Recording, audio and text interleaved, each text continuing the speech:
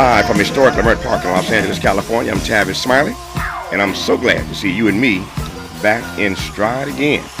Before we get started with today's show, let me invite you to follow me on Facebook and Instagram at The Real Tavis Smiley and get updates on X, that's formerly Twitter, at Tavis Smiley. By the way, should you miss any part of today's program or want to catch up on previous shows, you can always visit thetavisSmileyShow.com. That's thetavisSmileyShow.com, or wherever you get your podcast, and listen to the Tavis Smiley podcast at your leisure. Another great show on tap for you today in our second hour.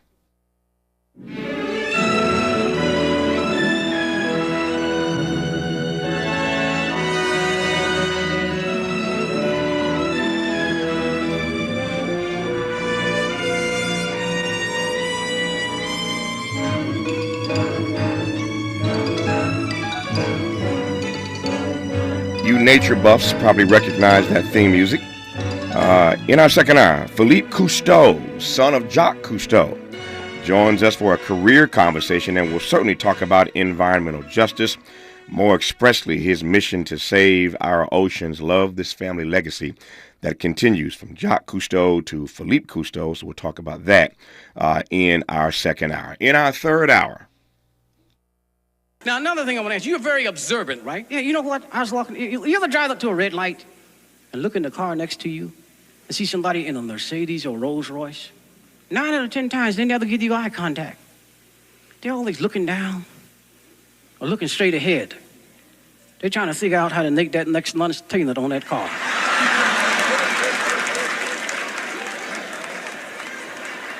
Oh, $1,100 a month. Oh, no. Oh, no. Then I got the mortgage to pay. Then I got to put gas in this mother. Oh, no. Oh, no. I bet you didn't know that the art of ventriloquism, easy enough for me to say, can be traced back to ancient Egypt. Well, the foremost modern-day black ventriloquist joins us in studio today, live in hour 3. Willie, Tyler, and Lester. That's in hour 3. But in this first hour today, 2 more conversations on the backside of this hour. The only Palestinian American in Congress, Detroit Congresswoman Rashida Tlaib, was censured yesterday by the House after her defense of a rallying cry that some regard as calling for the elimination of Israel. The specific slogan, glad you asked, from the river to the sea, Palestine will be free. That's the slogan. She is on record in defense of it, and for being in defense of that slogan, she was censured yesterday by the House. Keep in mind, once again, she's the only Palestinian American in Congress. Mark Lamont Hill knows something about the volatile nature of that phrase. It got him fired from CNN some years ago. I remember that all too vividly. We'll talk to Mark Lamont Hill about this loaded phrase. And the fate that this congresswoman faced yesterday as a result of defending it. We'll talk about this phrase, from the river to the sea, Palestine will be free, on the backside of this hour with Mark Lamont Hill. But we commence today's show talking politics with my colleague, Dr. Nicolai Corte, the chief national political affairs analyst for KBLA Talk 1580 in L.A., where he also hosts a daily program called A More Perfect Union. Dr. Corte, how are you today, sir? I'm well. How are you, Tavis? Man, if I complain about being ingrate, I am doing well and delighted as always to be in conversation with you. So I guess the place to start, a lot of politics to talk about, but the place to start would be this, I'm trying to find the right word, this debate that happened last night in Miami. There are a couple of clips I want to play in case you missed it or didn't have the stomach to watch it. Let me just give you a couple of clips of what you missed last night. Check out this first one. Mr. Ramaswamy, we've talked about this. You campaign on TikTok. How do you get TikTok banned if you use it? Well, I want to laugh at why Nikki Haley didn't answer your question, which was about looking at families in the eye. In the last debate, she made fun of me for actually joining TikTok while her own daughter was actually using the app for a long time. So you might want to take care of your family first. Leave my daughter out of your voice. Your adult daughter. The next generation of Americans are using it. And that's actually the point. You have her supporters propping her up. That's fine. Here's the truth. You're just the easy scum. answer. You're just scum. That's Nikki Haley calling Vivek Ramaswamy scum, and it went downhill from there. Your thoughts about last night? I'm afraid to ask, but let me ask you anyway. It's news. It was not the GOP's finest moment among a lot of most recent experiences on the national stage that doesn't seem to be so flattering for the GOP. I mean, right after the debate, Nikki Haley tweeted, quote, "Look, I'm a mom. I'm a mom. So the second that you go and you start saying something about my 25-year-old daughter, I'm going to get my back up." But it's not even the personal part. There are serious differences I have with him. And so I don't know if it's smart politics to pick a fight with the only woman on the stage, to pick a fight knowing that women will have a decisive voice in a lot of races across the country. And so I don't think Ramaswamy won himself any hope of becoming the GOP nominee, offending women by going after their kids. Yep. Woman or not, if you're one of the front runners, you can expect that somebody's going to come after you. And in this instance, at least those who watch these things tell us that the two apparent front runners, although Donald Trump is way out front, of course, he didn't even show up, but he's still out front. But Ron DeSantis and Nikki Haley are out front otherwise. And so if you're in that position, of course you're going to get dogged by somebody. But I take your point about going after her daughter. That ought to be off limits. But I digress on that for now. Just getting started with the Need Quarter-Lie Corte on Tavis Smiley. Seeking the truth, speaking the truth. This is the Tavis Smiley Show.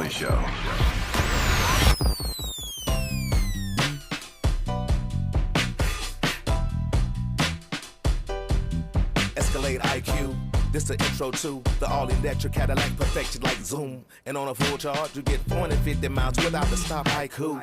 This is what I do. Daddy fat intellect since 92. Linked all the way back, panoramic roof. Come with 24-inch rim standard. Ooh, why? Shawty don't kill him. Cadillac diamond in the back, cold chillin'. And when I'm on attack, on the track is no ceiling. Sky's the limit. You hear me? Straight drop, no parachutes. Lay lines like a longitude and latitude. Feel it, beloved, clearly we're hustling. Bustin', truckin'. Cadillac.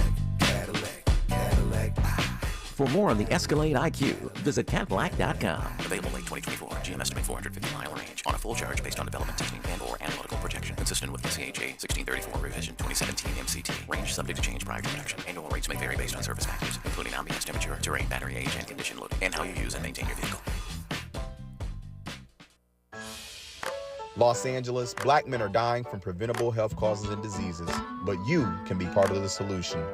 Join us Saturday, November 11th at the Michelle and Barack Obama Sports Complex next to Dorsey High for the African American Male Wellness 5K Walk and Run. Walk for your brother, walk for your father, walk for your son, walk for your uncle, walk for yourself. This is a free, family-friendly event for the entire community. We'll have free health screenings, vendors, kids' activities, and more. We'll see you at 8 a.m. Meet LA's most affordable health plan. This open enrollment season, LA Care Covered is proud to offer the lowest cost health plans in Los Angeles County, featuring zero cost preventive services to help you achieve your wellness goals. Be part of the region's largest HMO network, featuring UCLA Health, Optum, and allied physicians without breaking the bank. We are here to help. Call us at 855-222-4239 for enrollment assistance. That's 855-222-4239. LA Care Covered. Your wellness, our mission. For all of us, this generation and the next, there is simply no place in our lives for litter. And yet, it's everywhere we look. And unfortunately, it does belong to all of us. So, let's come together and create a litter-free, clean California, once and for all. Remember to properly dispose of your trash and recycling. Secure truckloads with tarps to keep debris from flying out. Clean out your car when you're at a gas station. Take pride in your community by organizing a cleanup event. Or join a cleanup event near you. Zero litter is the goal. Join us at cleanca.com. That's cleanca.com. Let's do it together. Brought to you by Caltrans. cleanca.com.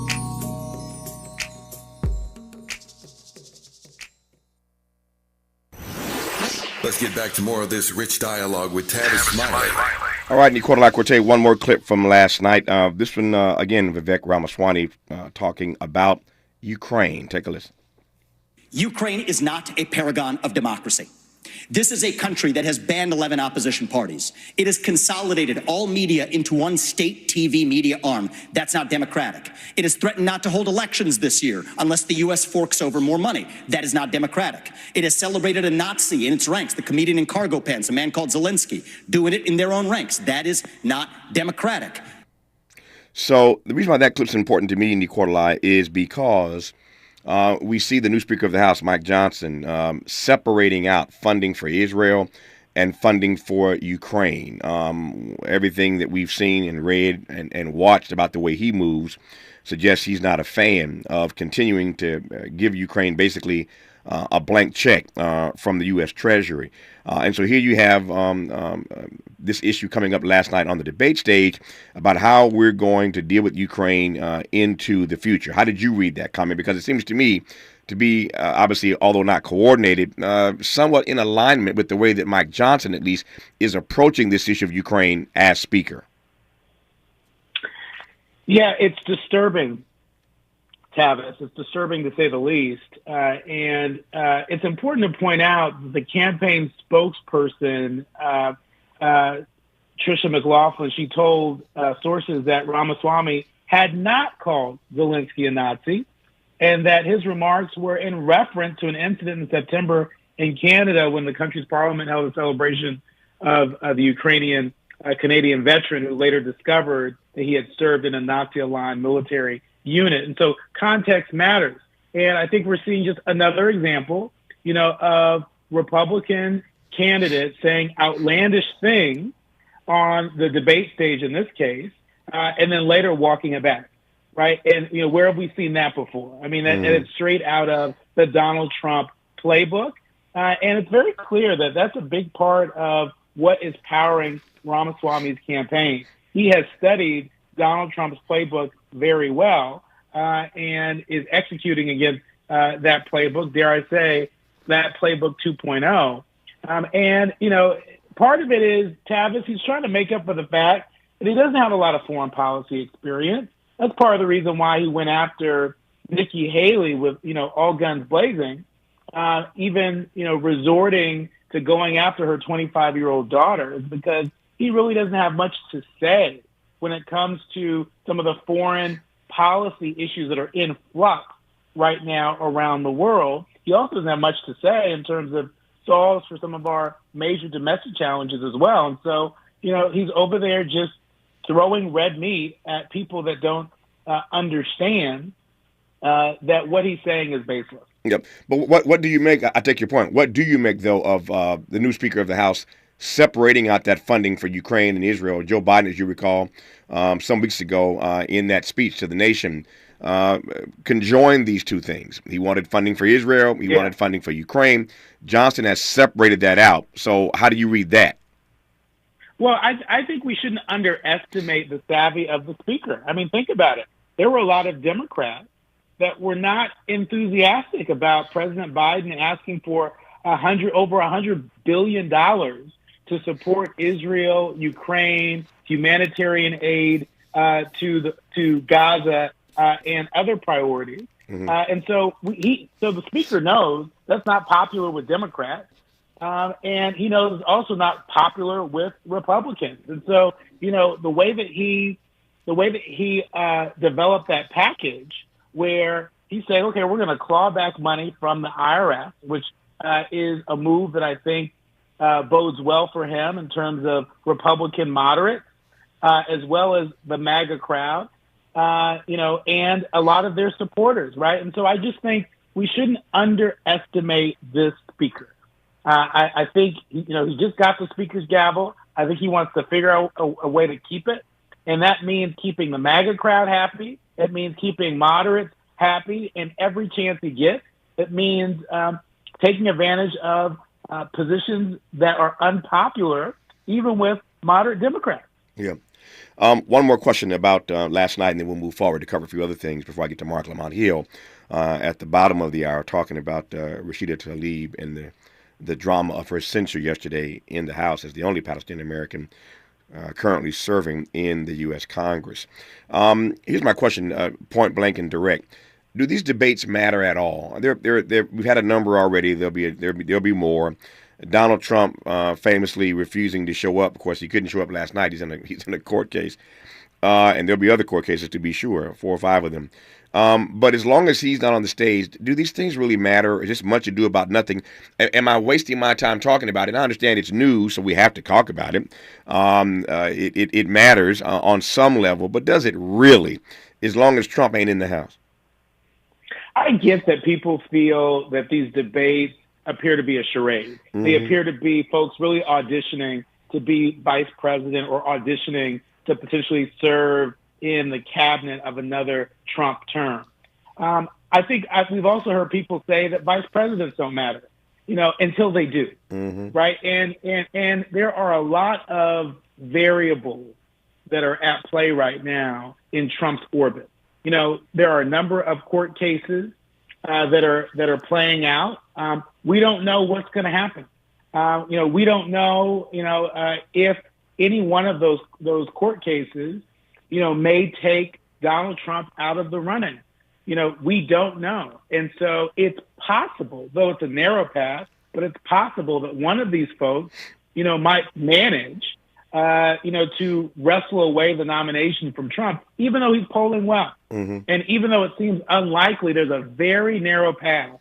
And I think that's where we see a lot of these folks placing their bets. Yep. Speaking of polling well, we are now nearing the end of the week. This news came out at the beginning of the week. I heard a bit of your program the other day talking about this. But for those who haven't heard your take on it, give me your quick read on the poll that came out Monday of this week that everybody's been talking about literally all week long, that Trump is beating Biden in these key 5 or 6 battleground states.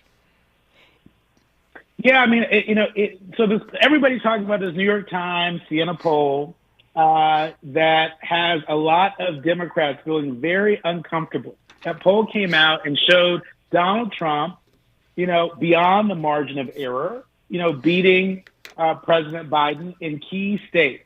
A lot of states, have very, very densely populated black areas, right? And so, we know that the president's support among black folks isn't as high as it was in 2020. And it's true for other key groups.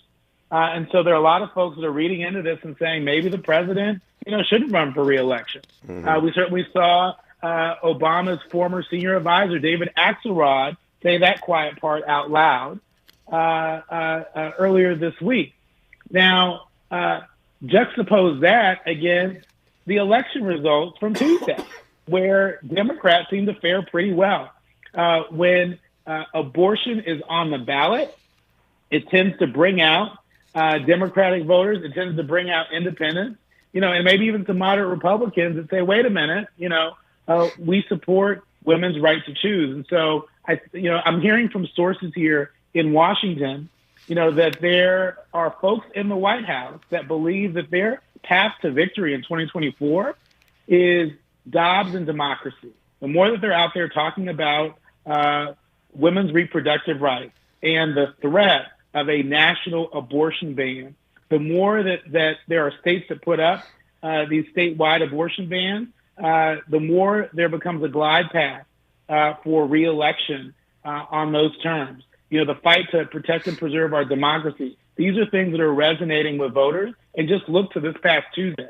There are a lot of disappointed Republicans right now. And I'm also hearing on Capitol Hill, that there are sources that are saying, to Republicans that are running for Congress, that they should run against a national abortion ban. How is that for a turn of events? Mm-hmm. Run against it as opposed to run saying we're going to deliver an abortion ban because it's become a radioactive issue for Republicans. Mm. One other thing, I'm moving so fast trying to cover as much ground with you as I can in the few minutes I have left. Since we're talking to a sizable African-American audience across the country, is it just me or is the last black guy running, so Will Hurd is gone on the GOP side, Larry Elder is gone on the GOP side, And then there's Tim Scott. Is it just me, or is he really pardon the pun, is he fading to black? I mean, in these debates, at one point he was raising money, he was polling well, and it just seems to me over the last few weeks he's just sort of fading to black. Is that just my read? Are you seeing the same thing? Yeah, but it was an inevitable fade to black. It was always going to be an uphill battle for Tim Scott to win the GOP nomination for president. This is a different GOP. It's important to note, that he is just so out of alignment with who they are and where they're going. I'll give you an example. Last night during the debate, he reminded folks that he supported a 15-week national ban. Mm-hmm. Well, guess what? In Virginia, Governor Glenn Youngkin campaigned saying that if Virginians delivered the state legislature to Republican power, that he would sign a bill making a 15-week abortion ban the law of Virginia. Well, Virginia voters rejected that, and apparently Senator Scott didn't get the message because he went out on the debate stage, and as a champion of that. And so I think he's out of the mainstream of our body politic as a country, and he's certainly out of the mainstream in terms of this Republican Party. And, again, I think it's only a matter of time until he exits stage left. Let me jump way across the water here to the Middle East specifically. Israel has agreed, we are told today, they've agreed to these 4-hour pauses in Gaza military operations. Days ago, Bibi Netanyahu, the prime minister of Israel, did in fact give Antony Blinken, our Secretary of State, he gave him the Heisman. He just said, back up. He gave him the Heisman, and never mind all the checks that we're writing, the Israel right about now. He declared they were not going to pause. Blinken obviously has continued to press. Biden has continued to press, and now we're told that they're going to have these 4-hour pauses at different intervals to allow for the evacuation of civilians from the conflict zone. We are told that will begin today in Gaza, and there'll be an announcement made 3 hours beforehand. 3 hours before they are going to take a 4-hour pause.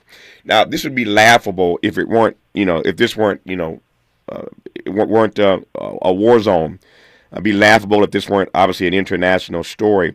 But how do you read the fact that they're going to, in the middle of a war, bombing and killing folk, pause every now and then for 4 hours? Hold up, we're going to take a 4-hour break, and we're going to resume. And then they tell you in 3 hours, we're going to start this 4-hour break. Anyway, your thoughts, Nico.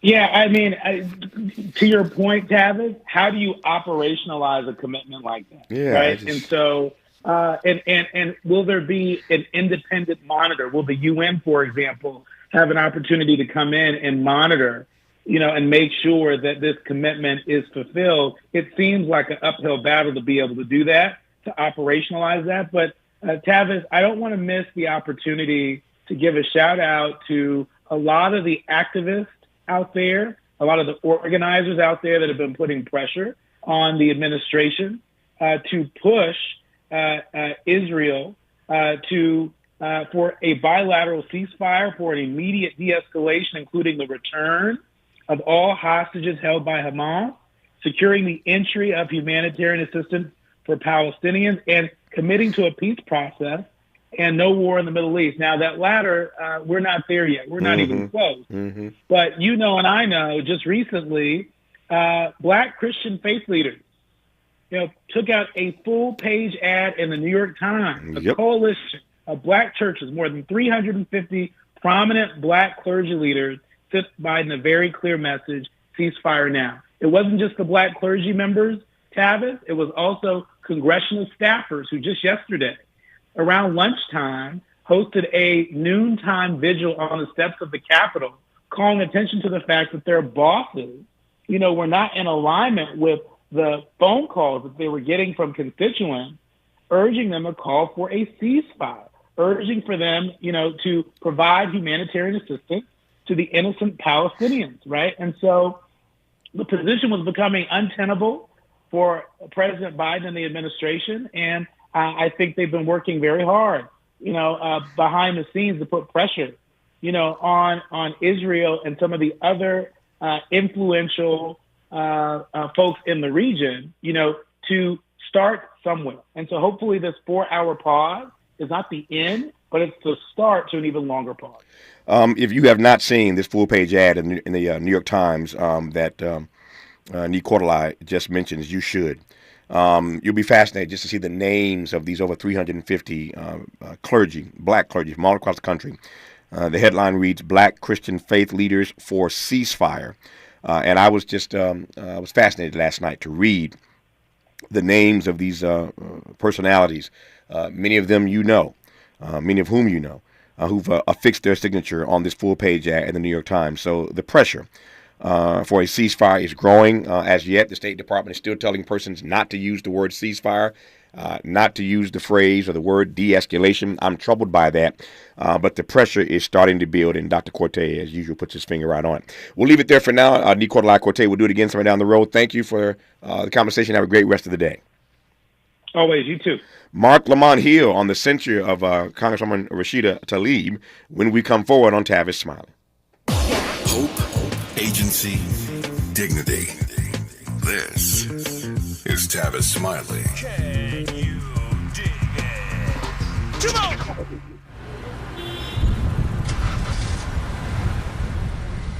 What's up, party people? It's your favorite MC's favorite rapper, MC Light here. And we're celebrating 50 years of hip-hop, authentically powered by Cadillac. And we're going to take it way back to where it started. It was only fitting that hip-hop began with teenagers at a back-to-school jam in the rec room of a South Bronx apartment complex by an 18-year-old brother. By the way, I'm also sure he had a Cadillac parked outside. He noticed the energy on the dance floor when he switched between two turntables, extending the beats, repeating the breaks, and never losing the rhythms. And that was the birth of hip-hop. And from that moment, it took off. For more on how Cadillac is celebrating hip-hop's 50th, visit Cadillac.com/audacity.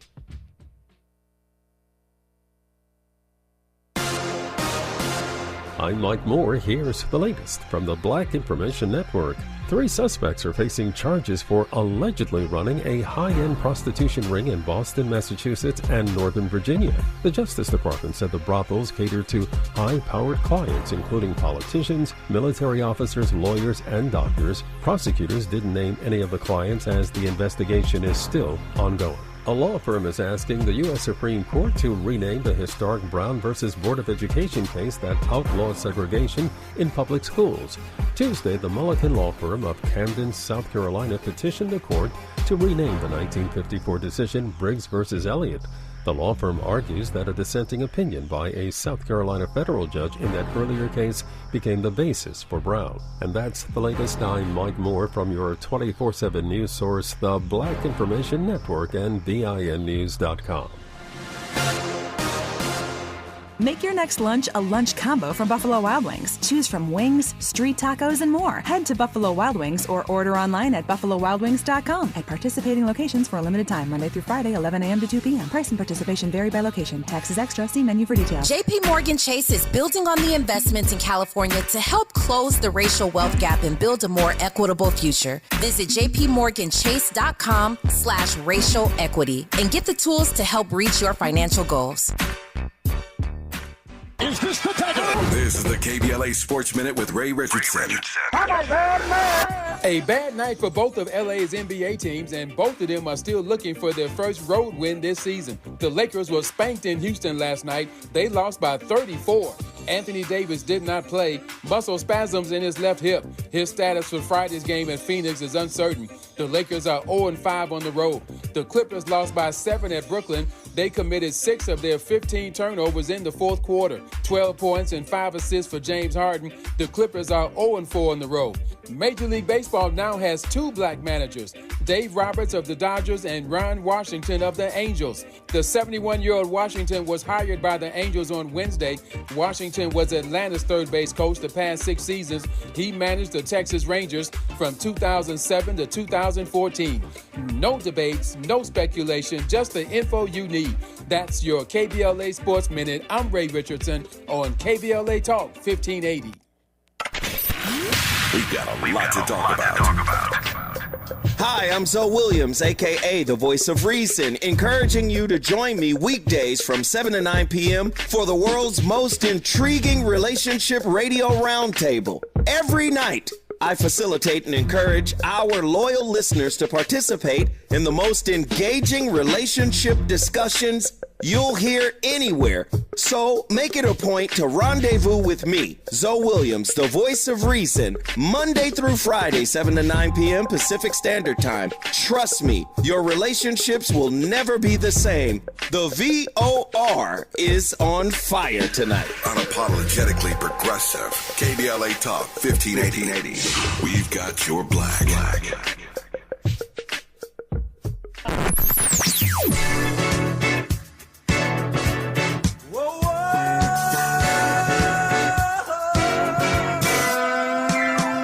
This is KBLA Talk 1580.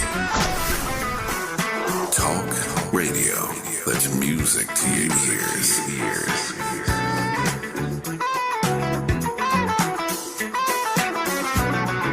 We're unapologetically progressive. KBLA Talk 1580. November is National Runaway Prevention and Homeless Youth Awareness Month. Join the Sanctuary of Hope all month long at community events to tackle this issue. For more info, go to www.thesoh.org. www.thesoh.org. At Susan G. Komen, we believe that ending breast cancer needs all of us working together. Because if you've just been diagnosed and don't know where to turn, we've got you. If you can't afford the treatment you need, we've got you. And if you are driven to honor the loved one you've just lost, we have a place for you here. Because of you, we're supporting those who need help today while tirelessly searching for tomorrow's cures. Visit Komen.org and be a part of our Susan G. Komen community today. As veterans, we're no strangers to helping others. That's what we were taught, service before self. But we do have one question for the veterans listening. When was the last time you reached out for help? If you or someone you know needs resources, whether it's for stress, finances, employment, or mental health, don't wait. Reach out. Find more information at va.gov/reach. That's va.gov/reach. Brought to you by the United States Department of Veterans Affairs and the Ad Council. Sounds different, huh? This is Tavis Smiley. Tavis Smiley in dialogue right about now with Mark Lamont Hill, brilliant public intellectual, perennial best-selling author, media personality, professor, and just about anything else he wants to do. Daddy, father, and just an all-around great guy. Mark Lamont Hill, how are you today, sir? I am better now that I'm talking to you, my brother. Woo! Man. What a time we're in. Oh, man, what a time we are in. I'm always better when I hear your voice. Let me just jump right in and make the most of these 30 minutes or less that we have here. So I wanted to talk to you about Rashida Tlaib, the only Palestinian American in Congress, out of Detroit, of course. She was censured yesterday, all over the news. She was censured yesterday as the only Palestinian American in Congress by the House after her defense of this rallying cry that some regard as calling for the elimination of Israel. The specific slogan, glad you asked, from the river to the sea, Palestine will be free. That is the slogan. From the river to the sea, Palestine will be free. She was in defense of that statement, showed some solidarity with it, did not utter it, but posted something on her socials. Again, defending that sort of rallying cry. And for that, she was censured by the House. There were some Democrats, in fact, who joined with Republicans to censure her. And Debbie Wasserman Schultz out of Florida, former chair of the DNC, even went so far as to say on a particular bill that they were voting on that if you didn't support the Israeli position, you didn't have a soul. She actually said that if you don't support the Israeli position on this bill, you don't have a soul. Mark Lamont Hill knows something about the volatile nature of this phrase, from the river to the sea, Palestine will be free.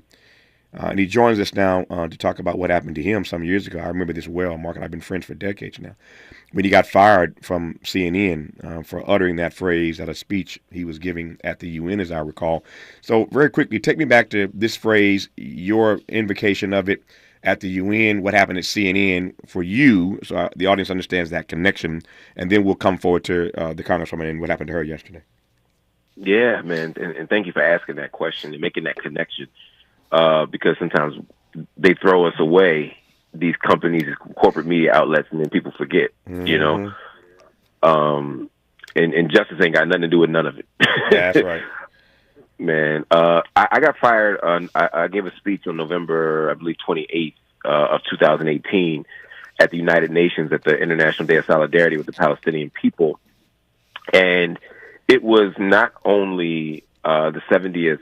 It was the anniversary of the Nakba. It was on the 70th anniversary of what they call the Nakba, or the Great Catastrophe, when the State of Israel was formed and 700,000 Palestinians were ethnically cleansed from historic Palestine. But it was also the anniversary for the Universal Declaration of Human Rights. And so I gave a speech essentially showing the parallels here, but also the contradictions, and saying the Universal Declaration of Human Rights was supposed to do this, but in Israel, Palestine, we're still dealing with that, these contradictions. And I said at the end that we must do what justice requires, and that is a free Palestine from the river to the sea. And I got a standing ovation. Everyone was happy. I think some representatives from Egypt were a little upset because I critiqued them a little bit, but in general, everyone was happy. I get home the next day. I get home that day. Excuse me. My Twitter is blowing up, but it was from a lot of right wing extremists who do something called UN Watch, where they watch the UN looking for mistakes. And then the next day, I got a call from CNN. At this point, I was a top paid contributor. I got great reviews. I was on as much as any contributor they had, and they said, unfortunately, we have to let you go. I asked why. They said it was your speech at the UN. I said, well, what did I say that you disagree with? They said, we can't get into the specifics, but it didn't reflect our values. And that's as specific as they got, but it was very clear from the sources that they leaked and from everyone else in the world that it was that specific phrase, free Palestine from the river to the sea, which they said was echoing Hamas's call for the destruction of Israel. They couldn't have been more wrong, but the truth ain't got nothing to do with it most of the time. How does that phrase, here's what I want to get to. I'm just trying to manage our time and cover as much ground as we can. Yeah. How does that phrase suggest in any way that you are advocating the destruction of Israel? You're talking about a geographic space in which these people ought to be free. But how does that equate to, draw the line for me, at least as they see it, of how that, and obviously the members of Congress bought that argument as well, because Rashida Tlaib got censured yesterday. How does that rallying cry equate to your belief, or even her belief, or anybody's belief in the destruction of Israel? So I'll do what my political opponents don't do. I'll give as fair and reasonable and honest an interpretation of a representation of their perspective as possible. Okay. In a few seconds, they believe they're saying that when you call for a free Palestine from the river to the sea, they're basically saying that as Palestine has been struggled over, Israel and Palestine has been struggled over, that historically when people say from the river to the sea, they want a free Palestine, what they mean is that they want the entire land to go back to Arab control and Arab rule, and that it was a call to destroy the political state of Israel and to remove Jews from the land. That is their interpretation of from the river to the sea, that it will be that Arab control would mean that. Now, that has never been what it meant, and necessarily, I can't say that no one has ever meant that, just like I can't say that no one who's ever said black power didn't mean killing white people, right? But that's not what it means, right? But if I find one group of political extremists and say, well, you know what, that they said black power, and therefore if anybody else who says black power is therefore now saying the same thing, so you're not allowed to say black power anymore. I mean, that's how they're policing the language here. But when the PLO first started saying from the river to the sea in 1964, you got to understand this was after the 1948 war, and Arab countries controlled many parts of the region. They controlled the Sinai, Egypt controlled the Sinai and the Gaza Strip, and Jordan controlled East Jerusalem and the West Bank. And so they were saying that all of this land should go back to Arabs because it was illegally taken from us. Mm-hmm. They weren't calling for the killing of Jews. There have been Jews in Palestine since before the Zionist movement began in 1882, the first major immigration. There have always been Jews in Palestine. There have been Arab Jews in Palestine. This was never about Jewish people.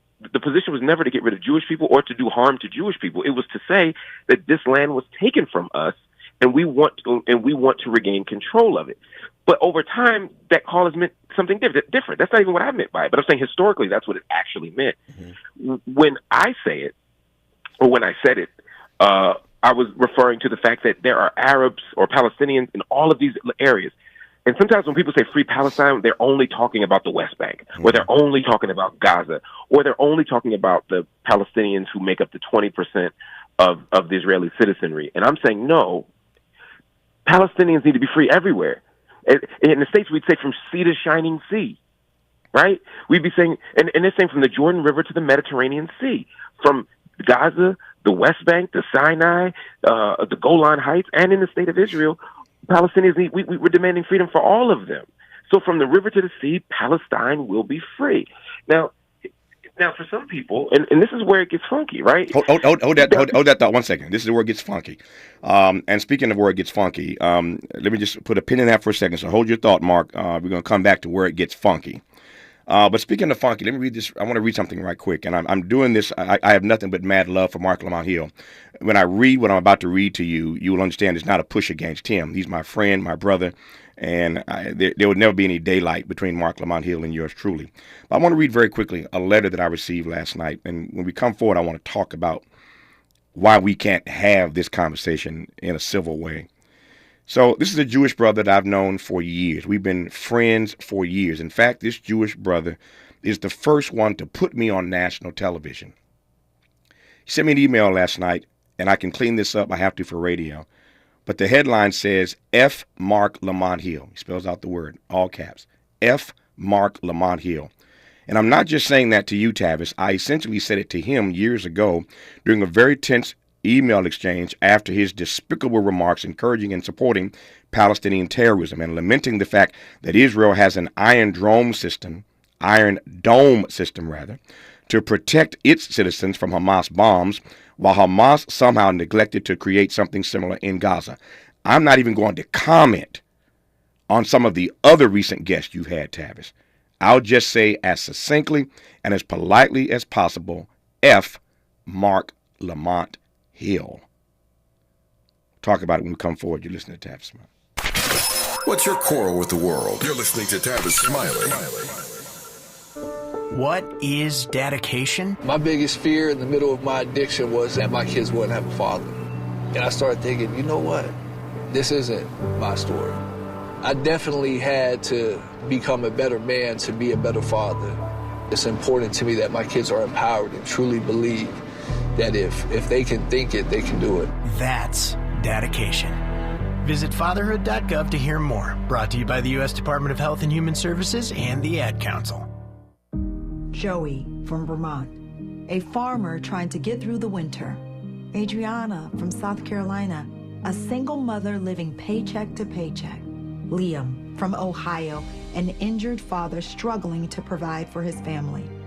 Hi, I'm Shanola Hampton, and I support the Feeding America network of food banks because they help provide over 6 billion meals to people in need each year. Learn more at feedingamerica.org.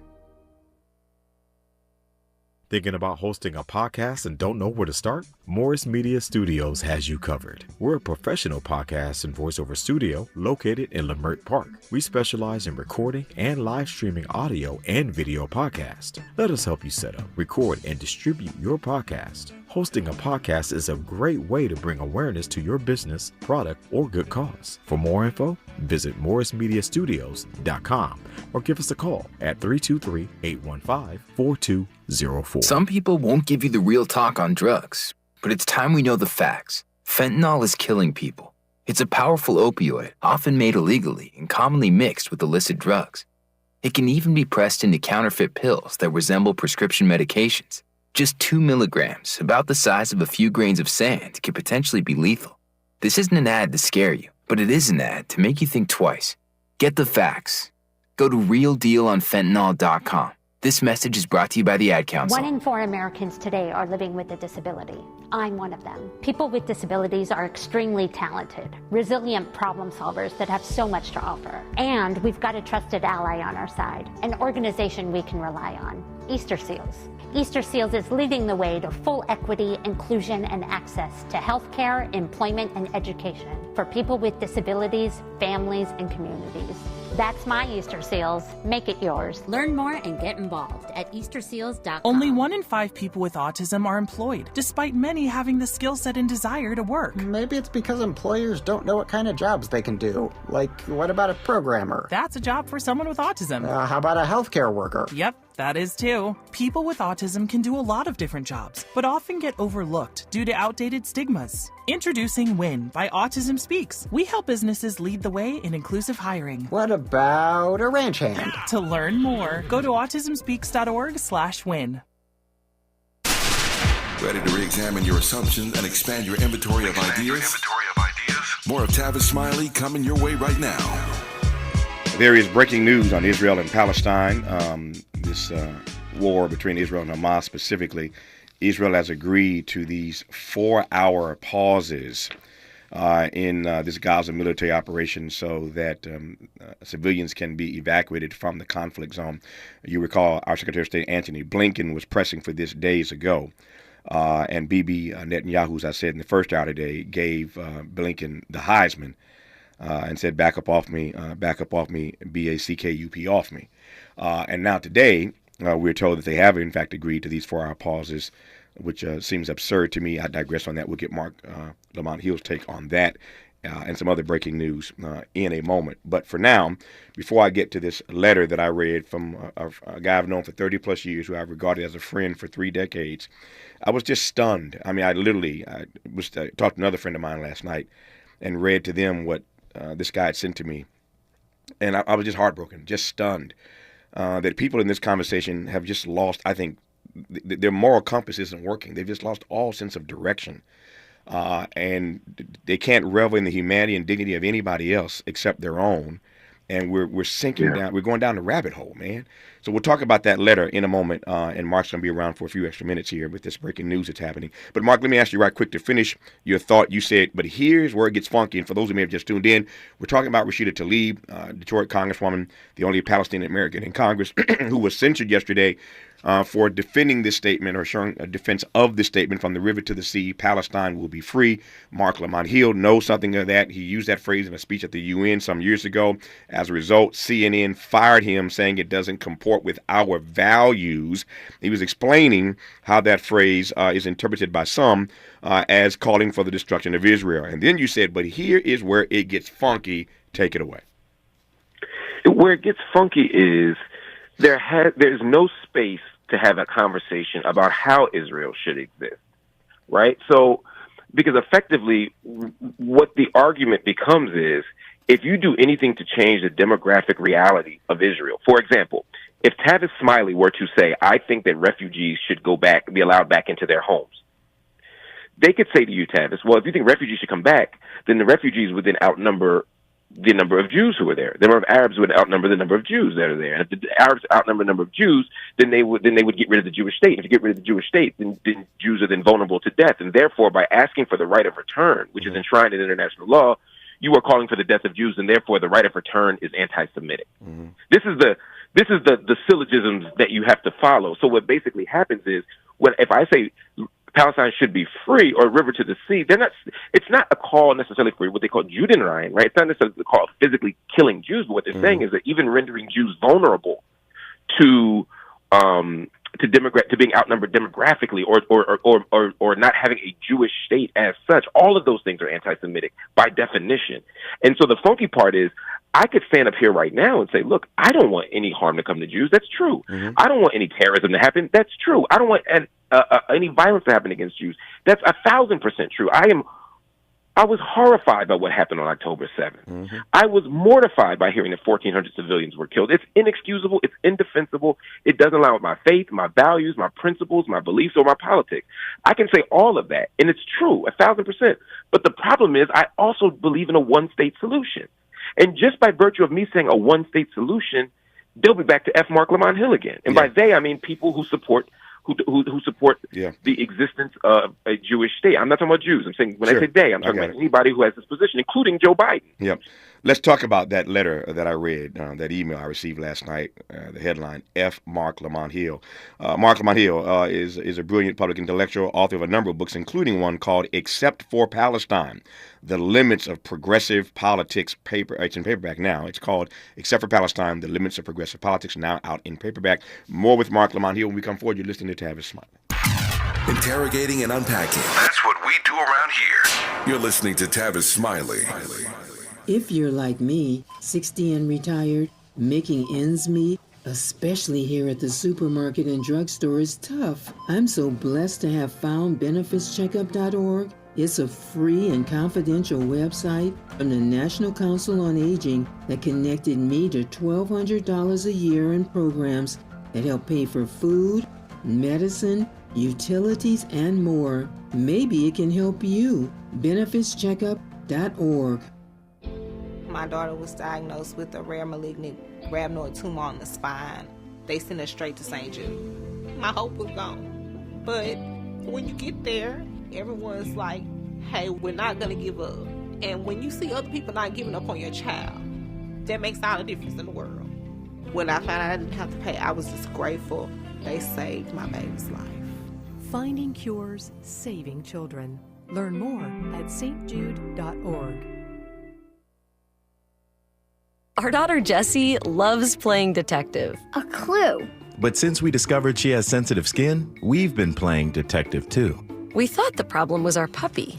But it was actually our old detergent. Aha. So we switched to Tide Free and Gentle. Tide cleans better than the leading competitive free detergent, and it doesn't leave behind irritating residues. Plus, Tide Free and Gentle has no dyes or perfumes, so it's gentle on her skin. Case closed. If it's got to be clean, it's got to be Tide Free and Gentle. KBLA Talk 1580 is the exclusive media sponsor of This Light of Ours, activist photographers of the Civil Rights Movement. A dynamic new exhibition on view now at the Skirball Cultural Center in Los Angeles. This Light of Ours showcases more than 150 photos taken by movement insiders from diverse backgrounds that reveal the vital work undertaken by a broad coalition of organizers and everyday people whose collective action changed America. This Light of Ours is one of 3 temporary exhibitions currently on view at the Skirball, which together explore issues related to civil rights, immigration, and pluralism. Tickets and more information for all 3 exhibitions are available at skirball.org. That's skirball.org. SKIRBALL.org. Who do you trust to get at the truth? Tavis Smiley. That's who. The conversation continues right now. I've only got 2.5 minutes left between now and the top of the hour. Mark Lamont Hill will stay with us into the next hour to cover some more of this breaking news. I want to read this letter again for those who may have just tuned in and not heard it and get Mark's initial thoughts, and we'll continue when we come forward on the other side. Again, somebody I've known for 30 years, the person who literally first put me on national television. And I'm not even sure, Mark, that our friendship is going to survive this. And I'm just being honest. And I didn't even respond to it last night. I didn't even respond. But my view is that the hubris and the gall to send me a note like this, telling me who I can have on my show, and using that kind of language in a headline, critiquing what I do. You don't have to agree with every guest I have on this program, but you do not send me notes saying F any of my guests. F Mark Lamont Hill. I read again, and I'm not just saying that to you, Tavis. I essentially said it to him years ago during a very tense email exchange after his despicable remarks encouraging and supporting Palestinian terrorism and lamenting the fact that Israel has an Iron Dome system to protect its citizens from Hamas bombs, while Hamas somehow neglected to create something similar in Gaza.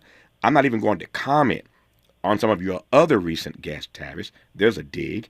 I'll just say as succinctly and politely as possible, F. Mark Lamont Hill. So you dig in again, and you drop that F-bomb again about Mark Lamont Hill. Let me just ask just a quick response, and then we'll come forward, Mark. When you see stuff like that, People just heard you say a moment ago, you want no harm to come to any Jew. You want no harm to come to Israel. You laid it out brilliantly, and yet people can't make a distinction between that, or they can't accept that love for the Israeli people with your critique at the same time. Yeah, that's why I wrote a book called Except for Palestine. We can accept that for anybody else, any place else. I critique Saudi Arabia all the time. I critique Mohammed bin Salman. I don't even know if I can go to Saudi Arabia. In fact, I critique Saudi Arabia so much. But it doesn't mean that I hate Muslims. It doesn't mean that I hate Saudis. It doesn't mean that I hate anyone else. It just means I have a critique of how the government not only functions, but is structured. I ain't gonna lie to you, Tavis. I don't know. I don't even know who this person is, who I allegedly had this exchange with, and he's totally misrepresenting my position on the Iron Dome and everything else, which we can talk about later. But I still find it deeply hurtful, man, because I do this work because I love not just my people, black people, but I have a profound love for all of humanity. I literally defended Jonathan Greenblatt in the ADL 3 weeks ago when Elon Musk was being anti-Semitic. I stood in front of, the Tree of Life, not stood in front of literally, but I stood there with Jewish people when the Tree of Life Synagogue was attacked. I stand out and speak out against anti-Semitism from all corners. That is not what this is about. And I'm not trying to be the white guy that points to his black friends. I'm saying that my record as activism is consistent. I have a moral consistency, even when it pisses black people off. I have to be honest, and I got to tell the truth. So why then is it so difficult for us to have this conversation in a civil way? We'll talk about that and the news that Israel is going to agree to these 4-hour pauses when we come forward. You're listening to Mark Lamont Hill on Tavis Smiley. KBLA 1580 Santa Monica. I'm Mike Moore. Here's the latest from the Black Information Network. 3 suspects are facing charges for allegedly running a high-end prostitution ring in Boston, Massachusetts, and Northern Virginia. The Justice Department said the brothels catered to high-powered clients, including politicians, military officers, lawyers, and doctors. Prosecutors didn't name any of the clients as the investigation is still ongoing. A law firm became the basis for Brown. And that's the latest. I'm Mike Moore from your 24/7 news source, the Black Information Network, and BINnews.com.